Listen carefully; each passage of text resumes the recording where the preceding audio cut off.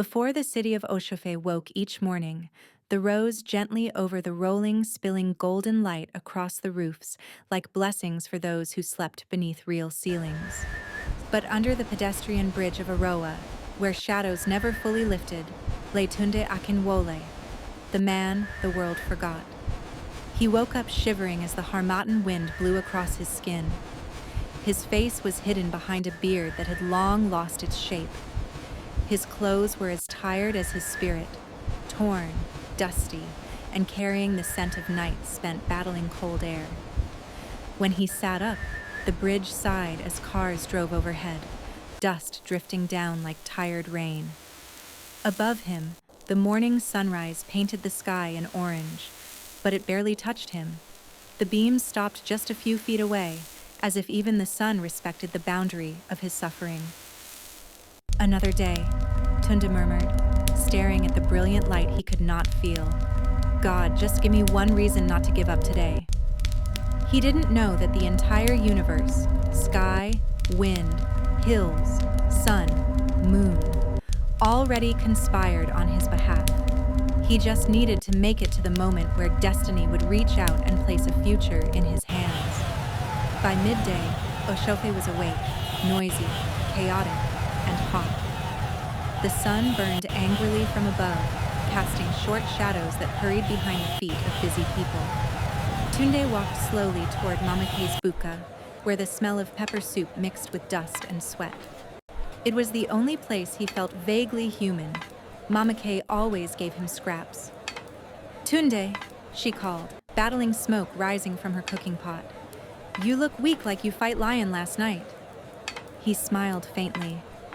"I go survive, mama. Sit. When rush finish, I go give you something chop." He lowered himself near the wall of the building. Then something strange happened.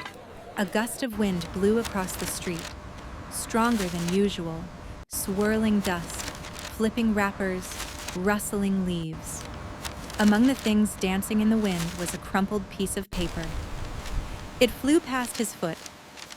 Then the wind circled back, as though deliberately, and pushed the paper right against his toes. Tunde frowned. He lifted it. It was a lottery ticket, dirty but intact. Numbers stared at him. 07-12-18-23-34-45. He turned around, scanning the crowd. No one was looking for anything. No one seemed to have dropped anything. The wind blew softly again, as though whispering, "Keep it." The sun dimmed gently behind a passing cloud, and for a moment, it felt like the whole world paused. He folded the ticket carefully and hid it inside the torn inner pocket of his shirt. He didn't believe in miracles, but the wind had brought this one. Night fell slowly, the moon rising majestically from behind the distant mountains, casting a silver glow across the sleeping city. For most people, the moon was just a lamp in the sky, but for the homeless, it was a guardian. It was under this moonlight that fate decided to reveal itself. At exactly 9 p.m., people gathered near a kiosk where an old radio crackled, the announcer preparing to read out the lottery results. Tunde felt the moon pull on him, strange, gentle, like a whisper telling him to come closer. He approached the crowd. He stood at the back, unnoticed, moonlight resting softly on his shoulders. The radio announcer began reading. Tonight's winning numbers are 07-12-18-23-34-45. Tunde froze. The night froze with him. Even the breeze paused. He reached into his pocket with trembling hands. He unfolded the ticket. He compared. The moon shone brighter, almost blinding. The numbers matched. Perfectly. Completely. Unbelievably. Tunde staggered backward, heart racing. "No, this cannot be real," he whispered. A man nearby asked, "Bros, you dey okay?" But Tunde couldn't hear him. The moon seemed to expand in the sky, bigger than ever, watching him with a gentle glow as if saying, "Your suffering is over." He held the ticket to his chest and walked away slowly, like a man carrying a newborn. When he reached his bridge, he fell to his knees. The moon was directly above him. He cried silently, shaking. "God, is this my miracle?" The moonlight flickered across the surface of his tears, and the answer felt like yes. Morning came with a scorching sun, the kind that made even the air feel heavy. But Tunde didn't feel the heat. He held the ticket close to his body as though afraid it would vanish.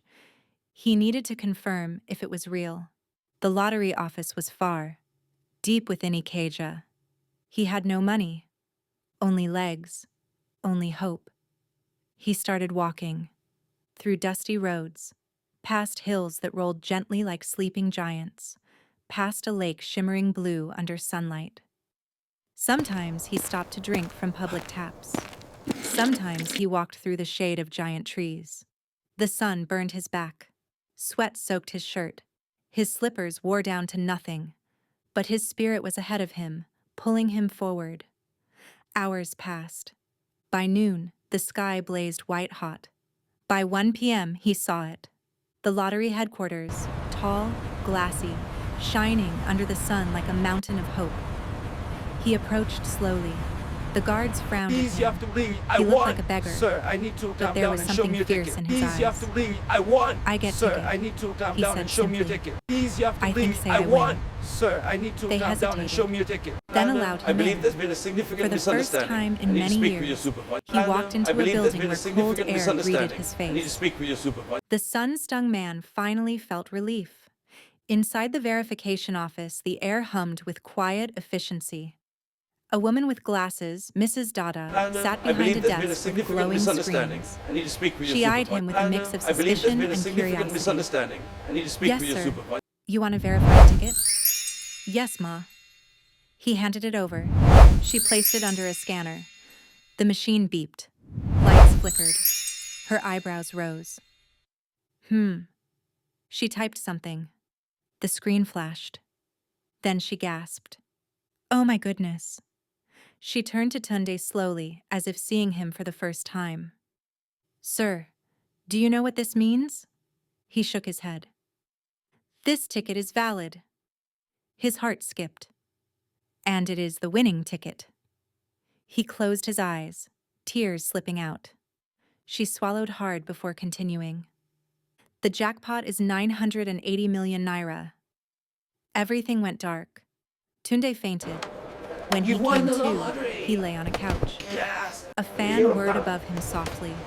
Mrs. Dada hovered over him. "You scared us," she said. "Are you okay?" He sat up slowly. I win?" She smiled. "Yes, sir. You are now a billionaire." The room filled with light, sunlight streaming through the window at the perfect moment, as if the sun itself came to witness his rebirth. Tunde broke down completely. Years of suffering poured out of him. Mrs. Dada placed a gentle hand on his shoulder. "It's okay. You deserve happiness too." The company arranged everything: a hotel room, new clothes, food, documentation, security, bank accounts. They gave him rest. They gave him dignity. They gave him a future. And on the 5th day, when the money finally entered his account, the morning sun broke beautifully across the sky, rays shimmering across rooftops, lakes, and faraway hills. Almost like the world itself celebrated. Before making any purchases, Tunde returned to the bridge where he once slept. The sky was cloudy, shadows draped the ground. A cool wind blew, gentle, comforting, familiar. He knelt beside the exact spot where his cardboard used to lie. "Thank you," he murmured to the concrete, to the wind, to the sky, to the night that kept me alive. A small barefoot boy appeared from behind one of the pillars, holding an empty tin cup. Their eyes met. Here you go, son. Get The yourself boy something to looked eat. lost, hungry. Here you go, son. Get yourself something to eat. Tunde saw himself in that child. He reached into his pocket and pulled out enough money to feed him for Here you go, weeks. son. Get yourself something to The eat. boy's eyes widened. God bless you, sir. God bless you. Tunde placed a hand on his head. Listen to me, he said softly. Your story go change. Nature no forget anybody. As Tunde walked away, a soft beam of sunlight fell between the clouds and landed directly on him, just for a moment. He took it as a sign. When it was time to buy a home, Tunde didn't pick a mansion. He chose a modest, quiet house near a lake, a peaceful place where the water glistened under sunlight and reflected the moon at night. The first morning he spent there, he stepped outside and inhaled fresh air. The lake surface rippled gently. Birds soared above the hills in the distance. For the first time in years, Tunde felt alive. He whispered a prayer to the sky. Thank you. Tunde didn't become a loud billionaire. He became a gentle one. His wealth flowed like water from a generous river. He built a shelter under his old bridge, one with soft beds, clean bathrooms, warm meals. He started a company that hired homeless men and women, giving them work, purpose, and dignity. Mama K, the woman who once fed him without expecting anything, woke up one morning to find him at her door with keys to a brand new restaurant. She burst into tears. Tunde, Tunde, my God, how? He smiled through tears. You fed me when I had nothing. Now let me give you something too. The sky rumbled softly with distant thunder that day. Not a storm, just a blessing. He visited orphanages, hospitals, rural schools. In dry villages, he built boreholes. In flooded areas, he funded rebuilding. Everywhere he went, the forces of nature seemed to applaud. The sun shone brighter. The wind blew softly. The moon glowed fuller. Rain fell gently. He had become the miracle he once begged for. Months later, while cleaning his new home, Tunde found the old lottery ticket tucked inside a Bible. He sat near his lake view window staring at it. The lake shimmered with late afternoon sunlight, each ripple looking like a small blessing. He whispered, "Did someone drop you? Or were you sent to me?" He didn't expect an answer. But the wind blew softly across the lake, carrying the scent of water and hope. It felt like the universe saying, "You were chosen." Time passed. People across the nation came to know him as the billionaire the wind blessed, the man the moon remembered,